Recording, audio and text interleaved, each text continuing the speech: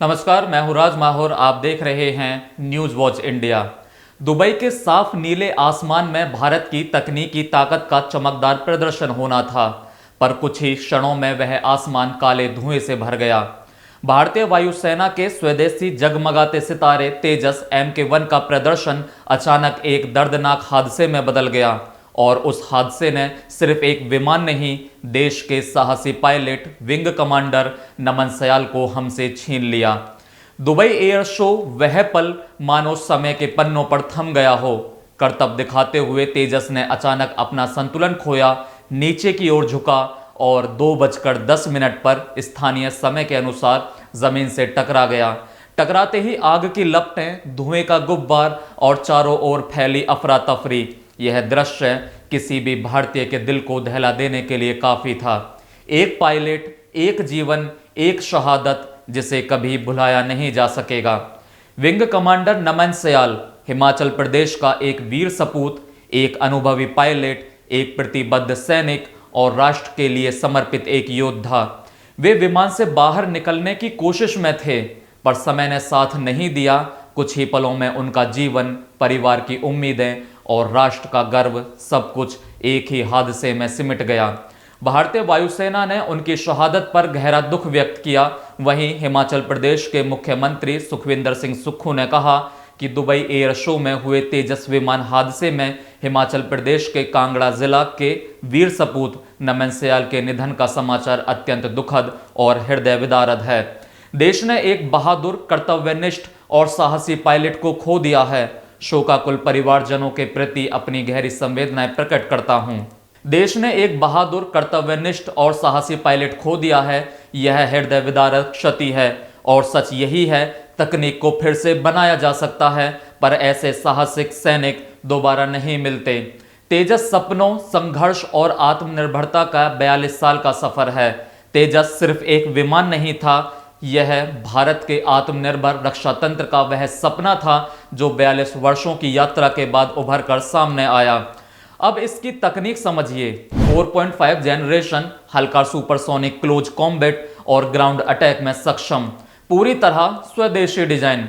तेजस को HAL और DRDO की लंबी मेहनत ने जन्म दिया। यह देश की तकनीक, परिपक्वता और सैन्य क्षमता की पहचान था, पर ठीक उसी समय पर जब यह दुनिया के सामने अपनी धार दिखा रहा था, एक छोटी सी त्रुटि ने बड़े सवाल खड़े कर दिए कि क्या यह सिर्फ एक दुर्घटना थी या एक चेतावनी। रक्षा विशेषज्ञ प्रफुल्ल बख्शी ने एक महत्वपूर्ण बात कही, तकनीक चाहे कितनी भी उन्नत हो, जोखिम हमेशा मौजूद रहता है।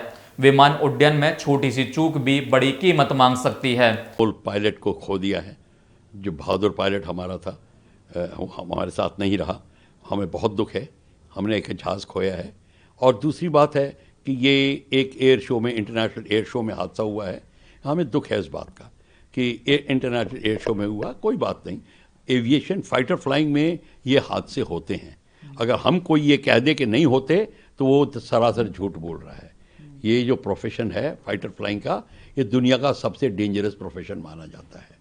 किसी को करना होता है। हमारे बहादुर लड़के और लड़कियां, मेन एंड वुमेन, इसको कर रहे हैं, तो हमारे को गर्व है उनके ऊपर। और ये जो बहुत दुखद घटना हुई है, पर इसकी इंक्वायरी होगी। इसकी इंक्वायरी का जब नतीजा निकलेगा तो उस पर अमल किया जाएगा और सारे कदम उठाए जाएंगे। दुर्घटना की जांच शुरू हो चुकी है। कोर्ट ऑफ इंक्वायरी यह पता लगाएगा कि क्या यह तकनीकी खराबी थी या सिस्टम फेल्योर, या फिर प्रदर्शन के अत्यधिक दबाव में किसी अनजानी त्रुटि को जन्म दे दिया।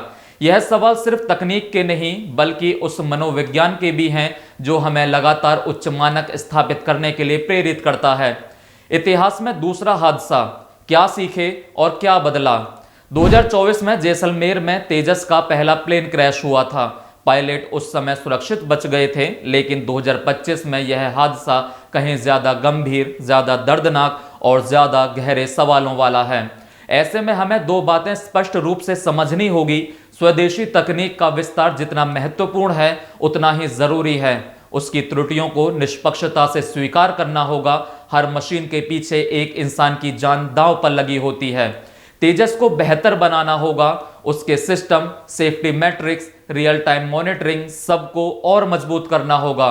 एयर शो बंद, प्रदर्शन पर रोक, एक बड़ा संदेश। दुबई एयर शो में सभी उड़ानों पर रोक लगा दी गई है। ये रोक सिर्फ औपचारिकता नहीं है, यह दुनिया को संदेश है, सुरक्षा पहले, प्रदर्शन बाद में। भारत इस घटना को सिर्फ दुख की तरह नहीं बल्कि सुधार के एक अवसर की तरह भी देख रहा है। नमन सयाल, एक नाम जो अब संघर्ष और साहस का पर्याय बन चुका है। देश के हर घर में, हर स्क्रीन पर, हर दिल में आज एक ही नाम है, नमन सयाल। उनकी शहादत सिर्फ एक औपचारिक घोषणा नहीं है बल्कि यह उस जोखिम की याद दिलाती है जिसे पायलट हर उड़ान में उठाता है। तेजस का हर उड़ान भरना अब नमन की याद दिलाएगा कि हमारी सुरक्षा के लिए कोई अपनी जान दांव पर लगाता है। हादसे की राख में भी छुपा है आत्मनिर्भर भारत का संकल्प। यह हादसा जरूर दर्दनाक है, लेकिन यह भारत के आत्मनिर्भर विमान कार्यक्रम का अंत नहीं बल्कि एक सफर की शुरुआत है। यह दुर्घटना हमें झकझोरती है, पर साथ ही यह भी बताती है देश के आसमान को सुरक्षित रखने वाले हाथों को और मजबूत करना होगा। विंग कमांडर नमन सयाल की शहादत को नमन, उनकी बहादुरी, तेजस की यात्रा और भारत के सपने, इन सब की कहानी आगे भी लिखी जाएगी। अगर आपको ये वीडियो पसंद आई है तो कमेंट में जय हिंद जरूर लिखें और आप इस पूरे मामले पर क्या सोचते हैं ये भी हमें कमेंट में जरूर बताएं।